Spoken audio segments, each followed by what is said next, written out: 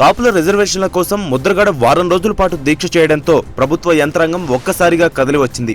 కాపుల రిజర్వేషన్లపై సానుకూలంగా స్పందిస్తూ అరెస్టులకు సంబంధించి ముద్రగడతో అనేక దఫాలుగా చర్చలు జరిపారు.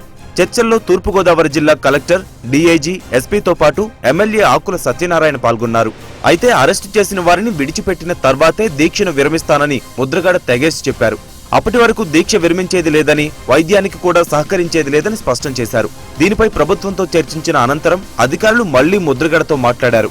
అరెస్టు చేసిన వారిని విడుదల చేయుటకు న్యాయ నిపుణులతో మాట్లాడుతున్నామని, దీక్ష విరమించాల్సిందిగా ముద్రగడను కోరారు. అధికారుల చర్చలు కొంత సానుకూలంగా ఉండడంతో ముద్రగడ దీక్షను విరమించకుండా కేవలం వైద్యానికి మాత్రమే సహకరిస్తానన్నారు. ఇక ముందు కూడా అరెస్టులు నిలిపివేయడంతో పాటు డిమాండ్లను పరిష్కరించాలని ముద్రగడ అన్నారు.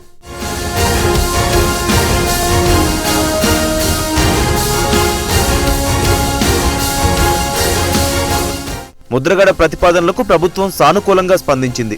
అరెస్టైన 13 మందికి బెయిల్ కోసం ప్రయత్నాలు ప్రారంభించింది. దీనికోసం న్యాయ నిపుణులతో పోలీసు అధికారులు సంప్రదిస్తున్నారు. ఈ నేపథ్యంలో ఇవాళ బెయిల్ పిటిషన్ వేసే అవకాశం కూడా కనిపిస్తోంది. బెయిల్ లభిస్తే కనుక అరెస్టైన 13 మంది వెంటనే విడుదల కానున్నారు. ఇదే సమయంలో కేసుల పునఃసమీక్షకు సర్కార్ సిద్ధంగా ఉందని, ఇకపై అరెస్టులు కూడా ఉండవని ముద్రగడకు ప్రభుత్వం హామీ ఇచ్చింది.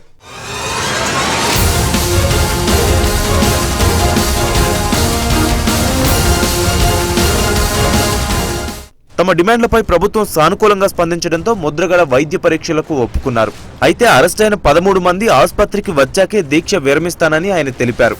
అయితే ప్రభుత్వానికి ముద్రగడకు మధ్య సానుకూల వాతావరణం తీసుకొచ్చామని ఎమ్మెల్యే ఆకుల సత్యనారాయణ తెలిపారు. బ్లడ్ శాంపిల్స్ ఇవ్వడానికి ముద్రగడ ఒప్పుకున్నట్లు ఆయన చెప్పారు. 1-2 రోజుల్లో సమస్య పూర్తిగా పరిష్కారమవుతుందని ఆకుల ఆశాభావం వ్యక్తం చేశారు. ఏ విధంగా దాన్ని సానుకూలమైన వాతావరణంలో సానుకూల పరచాలన్న విధానంలోనే ఆలోచన చేయడం, వారికి కూడా కన్వే చేయడం జరిగింది. దానికి వారు స్పందించి మొట్టమొదటిసారి వాళ్ళ బ్లడ్ శాంపుల్ ఇవ్వడానికి అంగీకరించడం జరిగింది. ఐవీ లైన్ అంటే ఐవీ ఫ్లూయిడ్స్ ఎక్కించడానికి వారు అనుమతి ఇవ్వడం జరిగింది. ఐవీ ఫ్లూయిడ్స్ స్టార్ట్ చేయడం జరిగింది. డాక్టర్లు మానిటరింగ్ చేస్తూ ఉన్నారు.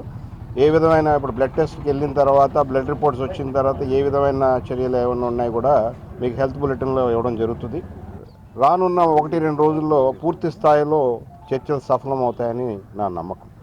కాపుల సంక్షేమం కోసం ఇంకా తన తండ్రి దీక్ష కొనసాగుతోందని ముద్రగడ తనయుడు బాలు తెలిపారు.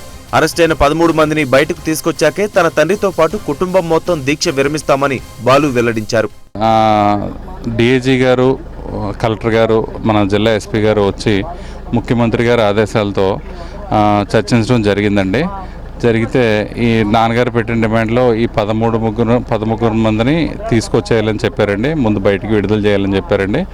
ఇది జరిగాక ఫర్దర్ అరెస్టులు చేయకుండా ఉండమని చెప్పారండి. తర్వాత ఈ కార్యక్రమం, అరెస్టుల ప్రక్రియ, ఎన్ని కార్యక్రమం, రిజర్వేషన్ ప్రక్రియ పూర్తయ్యే వరకు దాన్ని ముట్టుకోవద్దని చెప్పారండి. అది జరిగిందండి. మొత్తానికి నిన్న సానుకూల చర్చల మధ్య ముద్రగడకు డాక్టర్లు వైద్య పరీక్షలు నిర్వహించారు. అయితే అరెస్టైన వారు హాస్పిటల్కు వచ్చాకే పూర్తిగా దీక్షను విరమిస్తానని ముద్రగడ స్పష్టం చేశారు. దీంతో అరెస్టైన 13 మందిని బెయిల్పై విడుదల చేసేందుకు ప్రభుత్వం చర్యలను వేగవంతం చేసింది.